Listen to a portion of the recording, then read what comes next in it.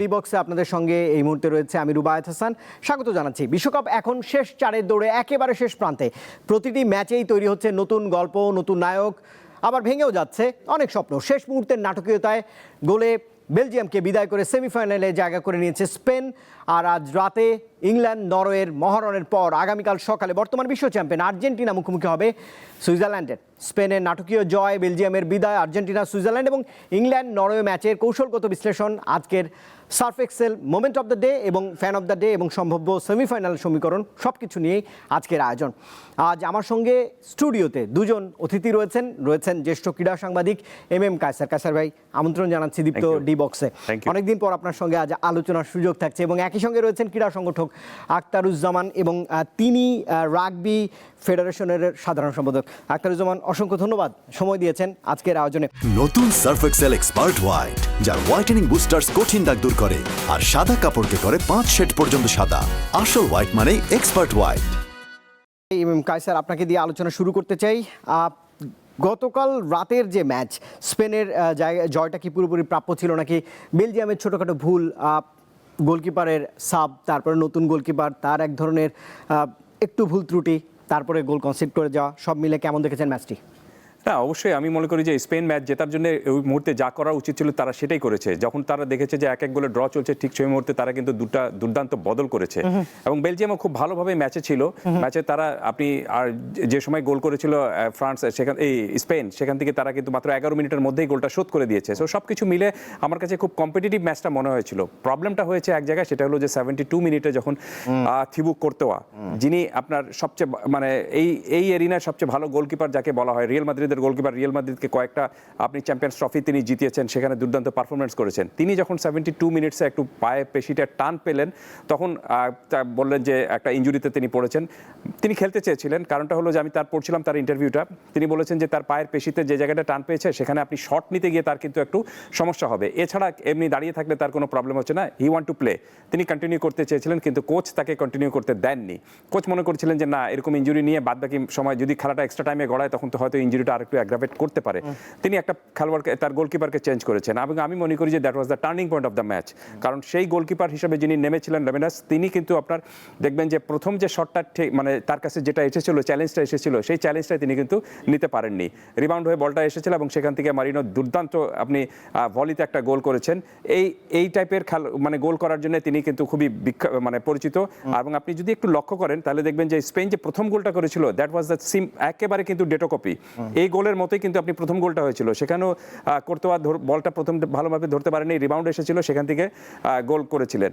So আমার কাছে মনে হচ্ছে যে বেলজিয়ামের কিছুটা দুর্ভাগ্য এবং স্পেন এই ধরনের ম্যাচ জেতার জন্য যেটা করা উচিত সেটা তারা করেছে। স্পেন প্রচুর পাস খেলেছে, প্রচুর আপনার একেবারে ডিফেন্স কীভাবে ভেঙে ফেলা যায়, বেলজিয়ামের সেই চেষ্টাটুকু তারা করেছে। খুবই পরিশ্রমী ফুটবল খেলতে স্পেন অভ্যস্ত আমরা জানি। একটা জিনিসে এখন পর্যন্ত স্পেনের আমি খুব একটা তাদের সাথে একমত নই, সেটা হলো যে তারা পাস খেলে খুব বেশি, কিন্তু খুব ফ্যান্সি পাস খেলে। আপনি দেখবেন যে গোল পোস্টের সামনে গিয়ে আপনি যেখান থেকে শুট নিলে কিন্তু আপনি গোল হতে পারে, কিন্তু সেটা তারপরেও সেটা করে না। সেখানেও তারা কিন্তু একটু কারিগরি করে এবং ফ্যান্সি পাস খেলার চেষ্টাটুকু করে, যে জিনিসটা কিন্তু তাদেরকে ডুবিয়েছিল। আমি মনে করি যে কেপ ভার্দের বিরুদ্ধে তারা কোনো ম্যাচে, সেই ম্যাচে কিন্তু আপনার গোল করতে পারেনি, গোল শূন্য ড্র করেছিল সেখানে। বাট নকআউট ম্যাচে আপনি এরকম গোলের সুযোগটা আপনি যদি কাজে লাগাতে না পারেন তাহলে কিন্তু বিপদে পড়বেন। স্পেনের বিষয়টা হলো যে স্পেন খুব পাসিং ফুটবল খেলে, আপনি এক প্রেসিং ফুটবল খেলে, প্রতিপক্ষকে কিভাবে আটকে রাখতে হয়, মানে আপনার ভেঙে চুরে একমার করে দিতে হয় সেটা তারা করে। এবং সবচেয়ে বড় বিষয়টা হলো যে তারা গোলের সুযোগ অনেকটা তৈরি করে কিন্তু গোল কম করে। দ্যাট ইজ দ্য মোস্ট, আমি মনে করি যে সবচেয়ে দুর্ভাগ্যের বিষয় তাদের জন্য একটা হতে পারে। কারণ এই টাইপের নকআউট ম্যাচে আপনি গোলের সুযোগ একটা পেলে সেটাই আপনাকে কাজে লাগাতে হবে, নইলে কিন্তু আপনি সমস্যায় পড়বেন। না কায়সার, আরেকটা বিষয় একটু পর্যবেক্ষণ জানতে যে শেষ দুই নকআউটে আমরা দেখলাম যে বদলি হিসেবে নামলেন মিকেল মেরিনো এবং সুপার সাব বলা যায় তাকে, দুই ম্যাচেই গোল পেয়েছেন। কাকতালীয় কিনা? না, কাকতালি তো অবশ্যই নয়, হি ডিজার্ভ ইট। তাকে কিন্তু খেলানো হয় এই কারণে আর কি। কারণটা হলো যে আপনি দেখবেন যে আপনি সব খেলোয়াড়কে কিন্তু আপনার কোচ কিন্তু আপনার পুরো 90 মিনিটসের জন্য চিন্তা করেন না। তিনি চিন্তা করেন যে আমি একে যখন আপনি 70 মিনিট বা আপনি 65 মিনিটের পরে নামাবো, তখন আপনার প্রতিপক্ষের যে ডিফেন্সটা থাকে সেই ডিফেন্স একটু আপনার টায়ার্ড লেগ হয়ে যায়, একটু সবাই একটু মানে মানে টায়ার্ডে থাকে, ঠিক সেই সময়টা যদি আপনি আপনার সবচেয়ে ফাস্ট এবং ফিউরি খেলোয়াড়কে নামিয়ে দিতে পারেন, তিনি কিন্তু কাজটুকু করে দিতে পারেন। টানা দুটো ম্যাচে তিনি এই কাজটুকু করেছেন এবং খুব সম্ভবত তাকে এই একই স্ট্র্যাটেজি নিয়ে তাকে হয়তো ফ্রান্সের বিরুদ্ধে যে সেমিফাইনাল ম্যাচ রয়েছে সেখানেও তিনি নামাতে পারেন। সবকিছু মিলে স্পেন এই ম্যাচ জেতার জন্য যেরকমভাবে একটা কংক্রিট প্ল্যান করার উচিত ছিল, সেই কংক্রিট প্ল্যানটা তারা করছিল। ম্যাচটা যেভাবে মনে হচ্ছিল যে একেবারে পুরোপুরি আপনার আরেকটু ডিপে যাবে, অর্থাৎ আপনার এক্সট্রা টাইমে চলে যাবে, ঠিক সেই মুহূর্তে কাজটুকু তিনি করে দিয়েছেন। এবং এই গোলটা যদি আরেকটু আগে হতো তাহলে হয়তো বেলজিয়াম ফিরে আসার সুযোগটা পেত, যদিও তারা শেষ আপনার মিনিটে কয়েকটা গোলের সুযোগ তৈরি করেছিল, কিন্তু সেটা তারা কাজে লাগাতে পারেনি। Spain deserving team. এই বিশ্বকাপ শুরু হওয়ার আগে আমি দুটো দলের নাম বলেছিলাম যে যাদের বিশ্বকাপ জেতার সম্ভাবনা রয়েছে, সেটা হলো যে স্পেন এবং ফ্রান্স, এবং খুব সম্ভবত এই দু দলের কেউ একটা বিশ্বকাপ জিতবে। নিশ্চয়ই। আখতারুজ্জামান, আপনার কাছে আসতে চাই। থিবো কোর্তুয়ার চোট এবং বদলি গোলরক্ষকের ভুল ম্যাচটা হাত থেকে ফসকে যায়, কিন্তু বলের দখল, মাঝমাঠের নিয়ন্ত্রণ, ধৈর্য, এই তিন জায়গায় তো স্পেন অনেকেই গিয়েছিল। ম্যাচ কেমন দেখেছেন? ম্যাচটা আমি পুরোপুরি দেখেছি। আসলে জিনিসটা হচ্ছে কি, আপনার স্পেন এখানে আসছে অ্যাজ এ ট্রু কন্টেন্ডার হিসেবে। ওদের ইভেন বেঞ্চে যারা খেলোয়াড় আছে তারাও কিন্তু অনেক অভিজ্ঞ এবং তারা দে আর গুড অ্যাথলিটস। আর বেলজিয়ামের বিষয়টা হচ্ছে they have done their best. ওরা কিন্তু এটা হচ্ছে গোল্ডেন জেনারেশনের কিন্তু একদম লাস্ট পর্যায়ে, এবং এরা কিন্তু অনেকে আপনার যে কেভিন ডি ব্রয়না, তারপর হচ্ছে লুকাকু, এরা কিন্তু সবাই এজ হয়ে গেছে। এদের গোল্ডেন জেনারেশন লাস্ট 8 ইয়ার্স যে সার্ভিসটা দিয়েছে, ওইখান থেকে তারা যে এতটুকু পর্যন্ত আসছে, এটা কিন্তু অনেক। এরপরও তাদের যে মানে স্পিরিট, তারা যেভাবে ইউনাইটেড স্টেটসকে 4-1 গোলে হারিয়ে জায়গায় আসছে, এটাও কিন্তু এবং they have given their best. এই যে এই গোলটা যে আসতো স্পেনের কাছ থেকে, because they are the true contender, যেরকম ক্যাসার ভাই বলেছে, বিসাইড ফ্রান্স, স্পেন মানে প্ল্যান করে আসছে যে আমরা নেক্সট একটা গোল দিবে, it be over, something like that. নিশ্চয়ই। আখতার ভাই এবং কাসার ভাই দুজনের কাছে একই প্রশ্ন। ফ্রান্সের বিপক্ষে সেমিফাইনাল খেলতে তো এক ধরনের চাপও থাকে, আবার দুই দলই হট ফেভারিট। বড় শক্তির জায়গা, দুর্বলতা দুই দলের যদি একটু বলতেন। এখন ফ্রান্স এতদিন ধরে যাদের সাথে খেলেছে তারা সবাই ডিফেন্সিভ খেলেছে, লো ব্লকস খেলেছে। এই জন্য ফ্রান্সের সাথে, আর ফ্রান্স কিন্তু এজ এ ডিফেন্স হিসেবে তাদের কিন্তু খুব স্ট্রং। তাদের এগেনস্টে কাউন্টার অ্যাটাক করে কিন্তু করে সুবিধা করা যায় না, যেটা ব্রাজিলের এগেনস্টে, আর্জেন্টিনার এগেনস্টে করা গেছে। এবং সেম গোস টু স্পেনের এগেনস্টেও কিন্তু কাউন্টার অ্যাটাক করে সুবিধা করা যায় না। এইটা হবে রিয়েলি বিফোর দ্য ফাইনাল, একটা ফাইনাল হতে যাচ্ছে, যেটা আমরা সেমিফাইনালে দেখতে যাচ্ছি। মানে বেস্ট দুইটা টিম যারা আসলে ক্লাশ করছে সেমিফাইনালে। ইয়ামাল এবং এমবাপ্পে দুজন নিশ্চয়ই চোখ থাকবে। নিকোল উইলিয়াম যদি আপনার যদি লেফট উইং থেকে ইয়ে করে, আর লামাল যদি ইয়ে করে, তো এর উইল বি, মানে এরা ফাইট করবে হইতেছে আপনার ওই যে এমবাপ্পে আর হচ্ছে যে আরেকজন আছে তার সঙ্গে। নিশ্চয়ই। কাছার ভাই, যেটা বলছিলাম যে ইয়ামাল এবং এমবাপ্পে দুজনই তো ফর্মে রয়েছে, গোলও পাচ্ছেন। ঘাটতি দেখেন কিনা, শক্তি দুর্বলতা একটু জানতে চাই স্পেন এবং ফ্রান্সের মধ্যে। না, আসছি, আপনি যে দুজনের নাম বললেন তার সম্পর্কে আসছি। তার আগে একটু পুরো দল নিয়ে যদি একটা অ্যানালাইসিস করতে বলেন আমাকে, তাহলে আমি বলবো যে আপনি যদি পুরো 1 থেকে 11 জন খেলোয়াড়কে চুজ করেন, তাহলে কিন্তু আমি বলবো যে Spain is better then France. দল হিসাবে কিন্তু আপনার দলীয় শক্তি হিসাবে কিন্তু স্পেনের চেয়ে ফ্রান্স অনেক বেশি এগিয়ে রয়েছে। ফ্রান্সের শক্তিটা কোন জায়গায়? ফ্রান্সের শক্তিটা হলো যে তাদের ইন্ডিভিজুয়াল স্কিলফুল খেলোয়াড় অনেক বেশি। আপনি বিশেষ করে আক্রমণ ভাগে যে 4 জন খেলেন, এমবাপ্পে, দেমবেলে, বার্কোলা এবং আপনার ডিজে, তারপরে আপনার এই আরও কয়েকজন খেলোয়াড় যারা রয়েছেন দুর্দান্ত ফর্মে রয়েছেন এবং তারা কিন্তু গোল পাচ্ছেন। তো সব কিছু মিলে আপনি যখনই আপনার মানে ফ্রন্ট লাইনের খেলোয়াড়রা, বিশেষ করে আক্রমণ ভাগে খেলোয়াড়রা খুব তেজি থাকবেন, গোলে থাকবেন, ফর্মে থাকবেন, তখন কিন্তু আপনি যে কোনো প্রতিপক্ষের বিরুদ্ধে এটা একটা বড় শক্তির বিষয় হতে পারে। সো সব কিছু মিলে স্পেনের দলীয় শক্তিটা বেশি, কিন্তু ফ্রান্স এগিয়ে রয়েছে আপনার ইন্ডিভিজুয়ালি স্কিলের কারণে। এবং দেখবেন যে আপনি এই এবং তার চেয়ে বড় বিষয়টা হলো যে তারা জানে যে ফ্রান্সের খেলার সাথে আপনার স্পেনের খেলার পার্থক্যটা হলো স্পেন কিন্তু আপনি টিকি টাকা ফুটবল খেলে এবং দেখবেন যে খুব বেশি পাসিং ফুটবল খেলে। হ্যাঁ, আপনি দেখবেন যে খুব সম্ভবত তারা যেটা গোল করে সেই গোলটা হবে গিয়ে আপনার দেখবেন যে 10 থেকে 15 বা 25 পাসের গোলও তারা কিন্তু করেছে নিজেদের মধ্যে, মানে 25 বার পাস আদান প্রদান করে সেই গোলটা করেছে। স্পেন উল্টো, রাইট। ফ্রান্স কিন্তু পুরোপুরি উল্টো। ফ্রান্স কিন্তু দেখবেন যে আপনি একটা লং পাসে কিন্তু একটা ওয়ান পাসে কিন্তু আপনি গোল তারা করে ফেলে। সো এই দুই দলের খেলার মধ্যে পার্থক্য এটা, এবং এটার সবচেয়ে বড় সুযোগটা কাজে লাগাতে পারে আমি মনে করি যে ফ্রান্স। তার কারণটা হলো যে স্পেন কিন্তু একটু হাইলাইন ডিফেন্স করে। স্পেন কিন্তু আপনার আপনার কিন্তু ডিফেন্স যেটা করে দেখবেন যে আপনি পুরো 10 জন খেলোয়াড় কিন্তু উপরে উঠে যাচ্ছে, কিন্তু আবার যখন ডিফেন্স করতে হয় ট্রানজিশনে দ্রুত তারা নেমে আসে খুব দ্রুত। এবং এটার সবচেয়ে বড় একটা ভয়াবহ দিকটা হলো যে স্পেন যদি ফ্রান্সের বিরুদ্ধে এর খেলায় যদি এরকম হাইলাইন ডিফেন্সে করে, তখন দেখবেন যে আপনি এমবাপ্পের যে গতি, বার্কোলার যে গতি, দেম্বেলের যে আপনার ফাস্ট যে গতি রয়েছে, সেই গতির সঙ্গে কিন্তু আমার মনে হয় না যে তারা হিসাব মিলাতে পারবে। সো এই ম্যাচটা খুব ভালো হবে, কোনো সন্দেহ নেই। আপনি ফায়ার উইথ ফায়ারের মতো হবে। আর এমবাপ্পে এবং ইয়ামালের কথা যদি বলেন, এই বিশ্বকাপে তো আমি মনে করি যে অনেক বেশি এগিয়ে রয়েছেন এমবাপ্পে। আপনি অ্যাসিস্ট করেছেন সবচেয়ে বেশি, গোল করেছেন 8টি, এখন পর্যন্ত সবচেয়ে বেশি মেসির সমান। আর ইয়ামাল একটা গোল করেছেন এখন পর্যন্ত, অ্যাসিস্ট করেছেন, ভালো খেলছেন। কিন্তু শুধু ভালো খেললে হবে না, আপনি যখন দলের কি প্লেয়ার, তখন কিন্তু আপনাকে ম্যাচের টার্নিং পয়েন্টের ভূমিকাটা রাখতে হবে। ম্যাচে কি পয়েন্টটা আপনার কাছ থেকে আসতে হবে, ম্যাচে যখন গোল প্রয়োজন হবে তখন সেটা কিন্তু আপনাকে বের করে নিয়ে আসতে হবে। এই দুটো যদি আপনি হিসাবে মেলান, তাহলে আমি মনে করি যে এখন ফার বেটার পজিশনে রয়েছেন এমবাপ্পে। বাট ইয়ামালের সবচেয়ে বড় সুবিধাটা হলো যে তিনি এখন পর্যন্ত তার ফর্মটা চূড়ান্ত রূপে কিন্তু দেখাননি। বড় ম্যাচের জন্য হয়তো জমিয়ে রেখেছেন কিনা কে জানে, মোস্ট প্রবাবলি তাই হতে পারে। কারণটা হলো যে তার বয়স কম, এবং এমবাপ্পের সঙ্গে ইয়ামালের আরেকটা জিনিস আমার একটু পার্থক্য আমার কাছে মনে হয়, ইজ ভেরি কুল কাস্টমার। এবং পুরোটা সময় জুড়ে তিনি যতক্ষণ ড্রিবলিং করেন মনে হয় যেন তিনি খেলাটা উপভোগ করছেন। এবং যখনই আপনি খেলাটা না, আপনি পৃথিবীর যে কোনো কিছু যখন আপনি আনন্দ নিয়ে করবেন, একটা উপভোগের মন্ত্রে আপনি নিজেকে সেখানে খুঁজে পাবেন, তখন দেখবেন যে আপনি সেটার সাথে কিন্তু মিশে যেতে পারছেন। এবং ইয়ামালের খেলার মধ্যে আমি এই জিনিসটা দেখেছি, তিনি হয়তো বল মিস করলেও দেখবেন যে তারপরেও কিন্তু আবার সেটা কিভাবে ফেরত পাওয়া যায় সেটা কিন্তু হাসি মেজাজে করে নেওয়ার চেষ্টাটুকু করেন। This is most important thing. খেলাটা উপভোগ করতে হবে এবং জয়টা উপভোগ করতে হবে। সব কিছু মিলে আমার কাছে মনে হচ্ছে যে ইয়ামাল এবং এমবাপ্পের এই ম্যাচটা দুর্দান্ত একটা ম্যাচ হবে। দুঃখজনক বিষয় একটাই যে ফাইনালে দুজনের যে কোনো একজন খেলবে। নিশ্চয়ই বড় ম্যাচ রয়েছে আজকে রাতে এবং কালকে সকালে। আর্জেন্টিনা সুইজারল্যান্ডের ম্যাচ রয়েছে কাল সকালে, এবং আজ রাতে ইংল্যান্ড নরওয়ে পরে আসতে চাই। আখতারুজ্জামান ভাই কোন দলের সমর্থক আসলে একটু যদি বলতেন, তারপরে আলোচনায় যেতে চাই। আমি আসলে সত্যি কথা বলি, যারা বেস্ট খেলবে তাদের সমর্থক। আমরা ভালো খেলা উপভোগ করতে যাচ্ছি instead of going for somebody. নিশ্চয়ই আর্জেন্টিনা সুইজারল্যান্ডের ম্যাচের দিকে নজর থাকবে। স্বভাবতই আর্জেন্টিনাকে যারা সোশ্যাল মাধ্যমে রয়েছেন, সামাজিক যোগাযোগ মাধ্যমে বলছেন আর্জেন্টিনা ছোট ছোট প্রতিপক্ষকে হারিয়ে এই বিশ্বকাপটা শুরু করেছে বা খেলছে। কালকে সুইজারল্যান্ডের সঙ্গে নকআউট পর্বের এই ম্যাচ কতটা রোমাঞ্চ আপনি অপেক্ষা করছে বলে মনে করেন, বা এগিয়ে থাকছে কাকে রাখছেন? সুইজারল্যান্ডের আমি দেখছি ইউহান মানজাবি, তিনি ইনজুরি সমস্যায় রয়েছেন, বড় তারকা, এটাও তো একটা কারণ হবে ওদের ব্যাক করতে থাকা। এখন সুইজারল্যান্ড যেটা চেষ্টা করবে সেটা হচ্ছে যে তারা ওই যে ডিফেন্সিভ লো ব্লকে খেলবে, ওরা পজিশন ছেড়ে দিবে আর্জেন্টিনাকে, এবং they will wait for Argentina to make a mistake, যেন কাউন্টার অ্যাটাক করতে পারে।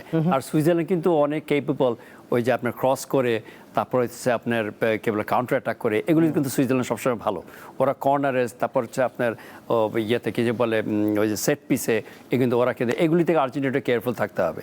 আর সুইজারল্যান্ড যদি আগে স্কোর করে ফেলে, তখন হ্যাঁ যখন মেসির মতন প্লেয়ার আছে, তখন আসলে রিকাভারি করা, ওখান থেকে বেরো যাবে। তারা আলজেরিয়ার সাথে করে, ইজিপ্টের সাথে করেছে, তারপর কেপ ভার্ডের সাথে করেছে, ওরা কাম ব্যাক করেছে। এটা তেমন ডিফিকাল্ট না, বাট মেসি একটু ঠান্ডা মাথাটা হ্যান্ডেল করতে হবে। আর মিডফিল্ডে স্পেশালি উইথ কি বলে সুইজারল্যান্ড মিডফিল্ডে তার কন্ট্রোলে থাকতে হবে, থাকলে তাহলে অনেক তার জন্য আর্জেন্টিনার জন্য বেটার হবে। আর ডিফেন্সটা is very difficult, because specially আমি যেটা সবসময় বড় বড় যারা ক্রীড়াবিদ ওনারা বলেন যে আপনার ভালো score wins you matches, defence wins you tournament. Argentina কিন্তু টোটালি এই টুর্নামেন্টটা 5টা গোল কনসিড করে। This is not a good sign for a champion, যারা নেক্সট চ্যাম্পিয়ন হতে চায়, তো তারা গোল কনসিড করা যাবে না। এই যে ফ্রান্স দেখেন, স্পেন দেখেন, ওরা কিন্তু 1-2 গোল খেয়েছে টোটাল টুর্নামেন্টে, আর্জেন্টিনা কিন্তু কনসিড করে ফেলছে। তো আপনি গোল 2-3 দিলে যদি আপনি গোল খেয়ে যান, ওরা তো চাপে আপনাকে টাই ব্রেকার পর্যন্ত নিয়ে যেতে, দ্যাটস দেয়ার প্ল্যান। আর লাস্টে গোল দিলে তো, because it's not can be like ইয়ের মতন হবে না, ইজিপ্টের মতন হবে না। ইজিপ্ট তো একটা ফর্মিডেবল অর্গানাইজ সাইড, ওরা করবে কি আপনাকে ঠিকই আটকায় দিবে, যদি একটা আপসেট হয়ে যেতে পারে যদি আর্জেন্টিনা যদি এখানে মিস্টেক করে।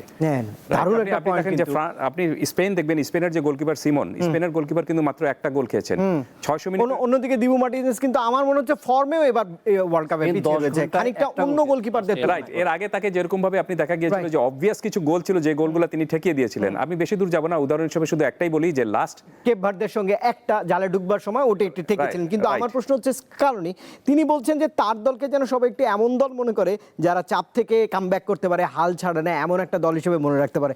আপনি কতটা, কারণ ছোট ছোট ছোট দলের সঙ্গে খেলেই তো আর্জেন্টিনা এত দূর এসেছে, কালকে চাপে থাকবে। না আমি মনে করি যে স্কালোনি যা বলেছেন অ্যাবসলিউটলি রাইট। কারণটা হলো যে আপনি ছোট দল বড় দল বলে কোনো কথা নেই। কারণটা হলো যে এখানে সবাই ওয়ার্ল্ড কাপ খেলছে, আপনি সবাই ওয়ার্ল্ড কাপ খেলছে এবং এখানে আপনি যে কোনো দল কিন্তু যারা যখন আপনি র্যাঙ্কিং এ এগিয়ে থাকা দলের সঙ্গে খেলতে নামছে তখন তারা কিন্তু জেতার জন্যই খেলছে। কেউ কিন্তু আপনি ড্র করার জন্য বা আপনি শুধুমাত্র পার্টিসিপেটরি দল হিসেবে খেলছে না, তা কিন্তু না। তারা কিন্তু তাদের যে স্ট্রেংথ সেটা কিন্তু শো করার একটা বিষয় রয়েছে, কারণ তারা জানে যে দিস ইজ ওয়ার্ল্ড কাপ। এখানে আপনি বিশ্বমঞ্চে আপনি যে পারফরমেন্স করবেন সেটা পুরো পৃথিবী জানবে। আপনি কেপ ভার্দে যে আসার আগে, এই বিশ্বকাপে খেলতে আসার আগে কেউ চিন্তা করেছিল? তার দলের তো নামও অনেকে জানতো না, তাই না? তার মিশর যে আপনি আর্জেন্টিনাকে এইভাবে আটকে দিবে এটা কে চিন্তা করেছিল? কিন্তু মিশর দেখুন এখন এই বিশ্বকাপ থেকে কিছু নিয়ে ফিরতে পারেনি, কিন্তু যেভাবে যে কায়দায় তারা ফুটবলটা খেলেছে, যে বীরত্ব নিয়ে খেলেছে, ম্যাচটা হারার পরও তারা কিন্তু তাদের অনেক মানে বুকে অনেক কিছু তারা নিয়ে ফিরতে পেরেছে এবং এই কারণে তাদেরকে মানে অনেক ভালো সম্বর্ধনা দেওয়া হয়েছে পুরো দেশ জুড়ে যখন তারা দেশে ফিরে গিয়েছে। বিষয়টা হলো যে আর্জেন্টিনার কথা যেটা আপনি বলছিলেন যে স্কালোনি যেটা বলেছেন, আমি সেটা বিশ্বাস করি। কারণটা হলো যে আপনি 79 মিনিট পর্যন্ত 2-0 গোলে পিছিয়ে থাকার পর মাত্র 13 মিনিটে 3-2 গোলে যখন ম্যাচটা জিতবেন, দ্যাট মিনস আপনি জানেন যে how you have to win the pressure, cope করতে হয় কিভাবে প্রেশারটাকে, এবং সেই প্রেশারটাকে জিততে হয় কিভাবে। তো দুটোই কিন্তু আপনার জানার মধ্যে রয়েছে এবং দ্য ওয়ে আর্জেন্টিনা ওই ম্যাচে ঘুরে দাঁড়িয়েছে, আমি তো মনে করি যে এই পুরো বিশ্বকাপের এখন পর্যন্ত যতগুলো খেলা হয়েছে সবচেয়ে দুর্দান্ত কামব্যাক। হ্যাঁ, কামব্যাক আরেকটা হয়েছে আপনি সেনেগালের সাথে যে ম্যাচটা হয়েছিল আপনার বেলজিয়ামের, সেখানে 2-0 গোলে তারা পিছিয়ে ছিল, তারপরে 3-2 গোলে তারা জিতেছে। বাট এই ম্যাচে সময় বেশি ছিল না, প্লাস এটা আপনার নকআউট ম্যাচ ছিল এবং মাত্র 13 মিনিটের মধ্যে 3টা গোল করে আপনি ম্যাচ জিতে ফেলেছেন। সো দুটা ম্যাচ তারা হয়তো, একটা ম্যাচ তারা হয়তো গোল আগে কনসিড করেও তারপরে ম্যাচটা মানে জিতে ফিরে আসতে পেরেছে। আমি তো মনে করি যে এটা অনেক বড় একটা কৃতিত্ব যে কোনো দলের জন্য। আর সবচেয়ে বড় বিষয়টা হলো যে আর্জেন্টিনাকে আপনি প্রত্যেক দিনই যে এরকমভাবে পাবেন তাও কিন্তু না।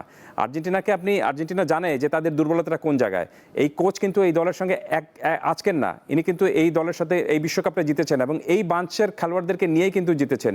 সো হি নোজ যে তার স্ট্রেংথটা কোথায় এবং তিনি এটাও জানেন যে তার দুর্বলতাটা কোথায়। তবে একজন ভালো কোচের সবচেয়ে বড় লক্ষণটা হলো যে আপনি আপনার দলের দুর্বলতাটা কিভাবে আপনার দলের শক্তি যে জায়গায় সবচেয়ে বেশি সেটা দিয়ে আপনি ঢেকে ফেলতে পারেন। স্কালিনি এটা সবচেয়ে ভালো জানেন এই বিশ্বকাপে বাদবাকি যে কোচগুলো রয়েছে তাদের তুলনায়। নতুন সার্ফ এক্সেল এক্সপার্ট হোয়াইট, যার হোয়াইটেনিং বুস্টার্স কঠিন দাগ দূর করে আর সাদা কাপড়কে করে 5 শেড পর্যন্ত সাদা। আসল হোয়াইট মানে এক্সপার্ট হোয়াইট। আখতারুজ্জামান ভাই, আমি একটু অন্যভাবে বলি, থিবু কুর্তোয়া বা ড্রিবুনা বা লুকাকু এর আগে বড় তারকারা আরও বাদ হয়ে গেছেন। তারকাদের বিদায় যখন হয় আস্তে আস্তে একটা কাপের লড়াইয়ে, আসলে কেমন দেখেন সেটাকে? এটা ভেরি আনফর্চুনেট আসলে। আপনার আপনার বেলজিয়ামের যে গোলকিপার আছে উনি তো লাস্ট টাইম সে গোল্ডেন গ্লাভস সে পেয়েছেন, তো তার অ্যাচিভমেন্ট অফকোর্স মানে এটা প্লাস রিয়াল মাদ্রিড হয়েছে যেরকম খেলেছে, মানে to let go and see someone leave, এটা আসলে দুঃখজনক। আর স্পেশালি ওই ক্যালিবার একটা গোলকিপার। আমার তো যখন ব্রাজিলের সাথে ওরা ব্রাজিলকে হারিয়েছিল 2018-এ, তখন দেখলাম যে গোল পোস্টের সামনে তাকে দাঁড়ালে মনে হয় ব্রাজিল প্লেয়াররা মনে হয় দেখে না যে কোন দিকে ডানে না বামে চলে যাবে। খালি ও না, সে সাথে জার্মান গোলকিপার যে ছিল আছে যে সেও রিটায়ার করেছে। আমরা অনেক গ্রেট প্লেয়ার আসলে এই ওয়ার্ল্ড কাপ আমরা ফেয়ারওয়েল দিচ্ছি, এটা আসলে দুঃখজনক। অনেকগুলি আমরা 8-10 জনের কথা আমরা লুকা মডরিচ ভুলে গেছি, ক্রিস্টিয়ানো রোনাল্ডো, তারপর অনেকে আছে যে, তারপর জাপানিজ একটা প্লেয়ার আছে যে এতগুলি ইন্টারন্যাশনাল ইভেন্ট খেলেছে, সে এবং সেও ফেয়ারওয়েল হয়েছে, সেও 41 বছর বয়সে সে এবার নেমেছিল। তো অনেকগুলি স্টার প্লেয়ার এবার রিটায়ার করছে আসলে।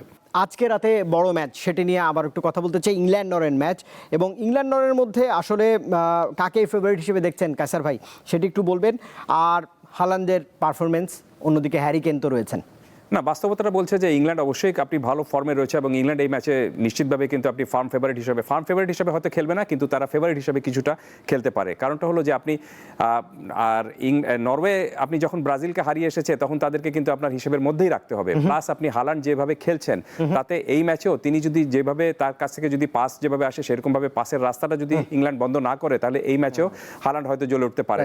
সো ইংল্যান্ড যদি এই ম্যাচে জিততে চায় তাহলে সহজ দুটো বিষয়টা হলো যে তারা হালান্ডের কাছে পাস যেরকমভাবে যদি না যায় সেই ব্যবস্থাটুকু তাদের করতে হবে এবং গোলের যে সুযোগটা থাকবে সেই গোলের সুযোগটা কোনো মতেই মিস করা যাবে না।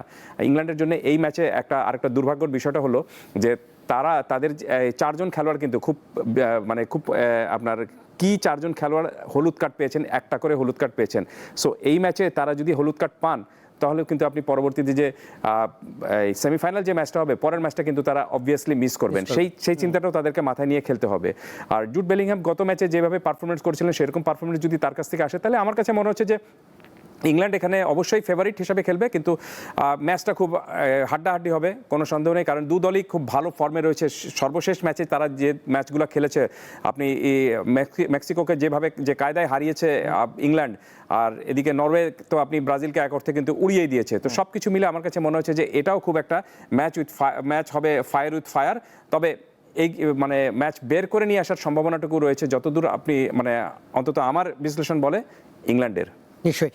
দর্শক, আমার হাতে রয়েছে Surf Excel fan of the day, সেই খবরটি জানিয়ে আসতে চাই। বিশ্বকাপ শুধু মাঠের লড়াই নয়, একটি গ্রামের উৎসবকেও এটি উৎসবে পরিণত হয়। Surf Excel fan of the ডেতে থাকছে ঝিনাইদহের মনোহরপুর, যে গ্রামে বিশ্বকাপ এলেই রঙিন হয়ে ওঠে নানা দেশের পতাকা, ব্যানার আর ফুটবল ভালোবাসায়। একটি ছোট্ট গ্রাম, কিন্তু ফুটবলের প্রতি ভালোবাসা যেন বিশাল এক স্টেডিয়ামের সমান। ঝিনাইদহের মনোহরপুরে বিশ্বকাপ মানেই পুরো গ্রাম জুড়ে উৎসব। রাস্তা, বাড়ি, গাছ সবখানেই শোভা পাচ্ছে বিভিন্ন দেশের পতাকা, ব্যানার আর প্রিয় তারকাদের ছবি। এখানে আর্জেন্টিনা, ব্রাজিলের সমর্থকরা প্রতিদ্বন্দ্বী হলেও উৎসবে সবাই একসঙ্গে। খেলা দেখা, আড্ডা, আনন্দ আর সম্প্রীতির এই আয়োজন গড়ে তুলেছেন গ্রামের সাধারণ মানুষ, কৃষক, দোকানদার আর তরুণ ফুটবল প্রেমীরা। ফুটবল যে মানুষকে এক করে, প্রতিদ্বন্দ্বিতার মধ্যেও গড়ে তোলে ভালোবাসা আর সম্প্রীতি। মনোহরপুরের এই রঙিন আয়োজনেই আজকের Surf Excel fan of the day. 12 জন। নিশ্চয়ই। আবারও চলে আসতে চাই আলোচনায়। আখতারুজ্জামান ভাই, বাংলাদেশে যখন বিশ্বকাপ আসে 4 বছর পর পর, এই যে আবেগ, বাঁধ ভাঙা উচ্ছ্বাস, এটিকে আসলে কেমন করে দেখেন? রাজ্যকে ফুটবল খেলা দেখে আনন্দে মাতোয়ারা থাকে। দেখেন, আসলে কি সত্যি কথা বলতে কি, আমরা যতগুলি দেশ ওয়ার্ল্ড কাপ খেলতেছে, আমাদের বাংলাদেশে কিন্তু অ্যাচিভমেন্ট বলে প্রশংসা করার মতন খুবই কম জিনিস আছে। আমরা তো আসলে খুবই একজন মানে দেশকে এত ভালোবাসি। আজকে যদি বাংলাদেশ, আমার মনে আছে বাংলাদেশ যখন ক্রিকেট ওয়ার্ল্ড কাপ খেলতো না, তখন আমরা ইন্ডিয়া, পাকিস্তান এদের নিয়ে চিয়ার আপ করতাম। যখন বাংলাদেশ ক্রিকেট ওয়ার্ল্ড কাপ খেলা শুরু করেছে তখন কিন্তু আমরা বাংলাদেশ নিয়েই, আমরা খুব একটা আবেগপূর্ণ একটা দেশ, এবং আমাদের ভালোবাসা খেলার জন্য আমরা স্বপ্ন দেখি বাংলাদেশ কোনো একদিন ফুটবল খেলবে। আর সেদিক থেকে হয়তো এই আশাটা আসে যে আর্জেন্টিনা, ব্রাজিল এদেরকে আমাদের মতন করে আমরা দেখি, বিকজ যে ব্যাকগ্রাউন্ডে এই খেলোয়াড়গুলি আসছে, স্পেশালি ম্যারাডোনা, পেলে, এরা খুব গরিব ফ্যামিলি থেকে হয়ে এখানে আজকে এত বড় জায়গায় আসছে। তা বাঙালিরা হয়তো নিজে থেকে ওইভাবে দেখে ওইভাবে থেকেই মনে হয় এই জনপ্রিয়তা চলে আসছে জেনারেশন টু জেনারেশন। নতুন সার্ফ এক্সেল এক্সপার্ট হোয়াইট, যার হোয়াইটেনিং বুস্টার্স কঠিন দাগ দূর করে আর সাদা কাপড়কে করে 5 শেড পর্যন্ত সাদা। আসল হোয়াইট মানে এক্সপার্ট হোয়াইট। নরওয়ে ইংল্যান্ড ম্যাচের একটু প্রেডিকশন আপনার কাছে জানতে চাই। বড় তারকাদের খেলা হবে জমজমাট, বলা যাচ্ছে যে একদম যে মানের ফুটবল দেখতে চায় মানুষ, ইউরোপের এই দুই দলের কাছ থেকে তেমনই দেখবে। আপনি কি বলবেন? দেখেন, এখানে এক্স ফ্যাক্টর আছে যাকে হোল্ড করতে হবে, সেটা হচ্ছে হাল্যান্ড। এবং হাল্যান্ড কেমন খেলে এটা ইংল্যান্ড ছাড়া কেউ ভালো বলতে পারে না, বিকজ সে ওইখানেই খেলে। তো আমার ধারণা যে ওরা এটা England capable of handling European team. আমার ধারণা যেটা 2-1 ইংল্যান্ড জিতবে, যে এটা আমি মনে করি। হাল্যান্ড ট্রাই করবে, বাট ইংল্যান্ড এখানে ওভারকাম করছে। এটা অন্যান্য দেশ যারা ক্লুলেস ছিল এগেনস্ট নরওয়ে, ইংল্যান্ড সেটা ভালো করে ক্যালকুলেট করে ওদের সাথে নামবে। নিশ্চয়। কাছে ভাই, যে বিশ্বকাপ বিশ্ব আসর 4 বছর পর ফিরে আসে, ফিফা তাদের নিরপেক্ষতা, রেফারিং সব নিয়ে যদি একটু আপনার পর্যবেক্ষণ, এখন পর্যন্ত যতগুলো ম্যাচ দেখেছেন কেমন দেখেছেন? না, রেফারিং নিয়ে অনেক ধরনের জটিলতা তৈরি হচ্ছে বলে অনেকে বিতর্ক তৈরি করেছেন, কিন্তু যেহেতু আপনি এখানে VAR সিস্টেমটা চালু রয়েছে, এই সিস্টেমটা অনেকে জানেন না বলে হয়তো তারা নিজেদের মতো করে মনে করছেন যে এখানে মানে সিদ্ধান্তটা ভুল হচ্ছে। কিন্তু এখন পর্যন্ত VAR এর সিদ্ধান্তটা কিন্তু আপনি কোনো সিদ্ধান্ত চ্যালেঞ্জ জানানোর মতো ভুল কিন্তু হয়নি।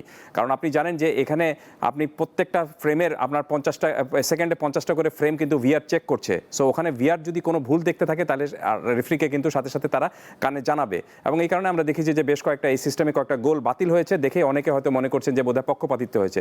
আসলে পক্ষপাতিত্ব কোনো কিছু হচ্ছে না, তবে হ্যাঁ কিছুটা ধরেন আপনি রেফারির হয় কি, রেফারির সিদ্ধান্ত কিন্তু আপনি মাঠের চূড়ান্ত সিদ্ধান্ত। তিনি হয়তো মনে করছেন যে এটা আপনার সহিংসতার কারণে ফাউলটা হয়েছে, আর তিনি হয়তো মনে করছেন যে না এটা অ্যাক্সিডেন্টলি ফাউলটা হয়েছে। তো ইনসিডেন্টলি এবং অ্যাক্সিডেন্টলি দুটো কিন্তু আপনার পার্থক্য রয়েছে। তো তখন তিনি সেরকমভাবে বাঁশিটুকু বাজান। তবে আমার মনে হয় না যে কোনো একেবারে চূড়ান্ত পক্ষপাতমূলক কোনো সিদ্ধান্ত কোনো কিছু হচ্ছে। হ্যাঁ একটা জিনিস আপনি ঠিক যে হয়তো ফাউল যেটা হচ্ছে সেই ফাউলটা রেফারি একভাবে কাউন্ট করছেন, তিনি মনে করছেন যে না এটা এই ফাউলটা তিনি সহিংসভাবে করেননি, এই ফাউলটা অ্যাক্সিডেন্টলি হয়ে গিয়েছে, তখন তিনি হয়তো সেরকমভাবে বাঁশি বাজাচ্ছেন না বা রেড কার্ড দেখাচ্ছেন না। এটা একটা বিষয় একটা হতে পারে। তবে আমার কাছে যেটা আমি বললাম যে আমার কাছে কখনোই মনে হয়নি যে আপনার এই আর্জেন্টিনাকে পক্ষপাত করছে অথবা তাকে পক্ষপাত করার কারণে আপনি সেরকমভাবে হচ্ছে। এটা আসলে আমরা যারা যদি সিদ্ধান্ত আমার পক্ষে না যায় তখন আমি একটা নিজের পক্ষে একটা যুক্তি দাঁড় করিয়ে ফেলি এবং সেই অনুযায়ী কিন্তু কথাবার্তা বলি। আর আর্জেন্টিনার এত বেশি টাকা হয়নি যে ফিফাকে কিনে নেবে, আর এই যুগে এই জিনিস এটা সম্ভব না কোনো মতে। এটা আপনি হয়তো কথায় তর্ক করতে পারেন কিন্তু এটার আসলে বাস্তব কোনো ভিত্তিক কোনো কিছু নেই। এবং এই কারণে আমি বলি যে আপনি খেলাটা উপভোগ করেন, খেলায় যে জিতুক খেলাটা যদি আপনি উপভোগ করতে পারেন তাহলে আপনি ফুটবলের রিয়েল আনন্দটুকু নিতে পারবেন। নিশ্চয়ই। কাসার ভাই, স্পেন এবং ফ্রান্স ইতিমধ্যে তো সেমিফাইনাল নিশ্চিত করেছে।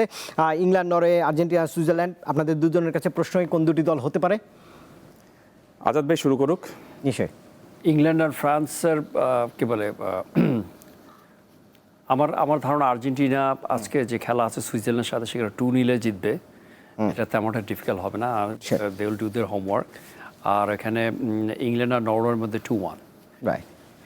আমার একটা ওয়াইল্ড ড্রিম আছে, আমি এটা পড়বো, তার ওয়াইল্ড ড্রিমের কথাটা আগে বলে ফেলি। সেটা হলো যে আমি সুইজারল্যান্ডকে দেখতে চাই ফ্রান্সের সঙ্গে ফাইনালে। সুইজারল্যান্ড যদি আর্জেন্টিনাকে হারিয়ে দেয় এবং তারপরে সুইজারল্যান্ড যদি সেমিফাইনালে খেলে সেখানে মোস্ট প্রবলি তাদের সাথে দেখা হতে পারে ইংল্যান্ডের, এবং সেই ম্যাচে সুইজারল্যান্ড জিতবে এবং ফ্রান্সের সাথে সুইজারল্যান্ডের ফাইনাল হবে। এটা আমার ওয়াইল্ড একটা ড্রিম যেটা বললাম। তবে বাস্তবতাটা হলো যে আপনি যেহেতু আর্জেন্টিনা যে ফর্মে রয়েছে এবং গত ম্যাচে তারা যে ভুলটা করেছে, আর্জেন্টিনার মতো এরকম দল আপনি যারা বিশ্বকাপ জিতেছে এর আগে তারা কখনোই আপনি একই ম্যাচে টানা দু ধরনের ভুল করতে মানে খুব টানা দুটো ম্যাচে একই ধরনের ভুল করতে পারে না। সো আর্জেন্টিনাও খুব একটা ঘুরে দাঁড়ানোর চেষ্টাটুকু করছে এবং এদিক থেকে আর্জেন্টিনা হয়তো যেতে পারে, আর ওই পাশ থেকে আপনার ইংল্যান্ড। সো ইংল্যান্ড আর আর্জেন্টিনা ফাইনালটা হবে, এই সেমিফাইনাল হবে, আর ফাইনালে দেখা হতে পারে ফ্রান্সের সঙ্গে আর্জেন্টিনার এবং ফ্রান্স চ্যাম্পিয়ন হবে। বাট আমি ওয়াইল্ড ড্রিমের কথাটাও বললাম। নিশ্চয়ই।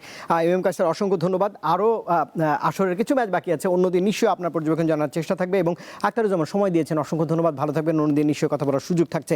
দর্শক, বিশ্বকাপে একটি ভুল, একটি সেভ কিংবা এক মুহূর্তের জাদুই বদলে দিতে পারে পুরো টুর্নামেন্টের গল্প। আজ দেখলাম স্পেনের নাটকীয় জয় এবং বেলজিয়ামের বিদায়, সামনে অপেক্ষা করছে ইংল্যান্ড নরওয়ের শক্তির লড়াই এবং আর্জেন্টিনা সুইজারল্যান্ডের সেমিফাইনালে ওঠার মহারণ। আজকের মতো বিদায় নিচ্ছে আমি রুবায়েত হাসান। আমাদের সঙ্গে অতিথি হিসেবে আজ ছিলেন এম কায়সার এবং আখতারুজ্জামান। দেখছিলেন এতক্ষণ সার্ফ এক্সেল প্রেজেন্টস দীপ্ত ডিবক্স। এতক্ষণ সঙ্গে থাকবার জন্য সবাইকে ধন্যবাদ। শুভ সন্ধ্যা।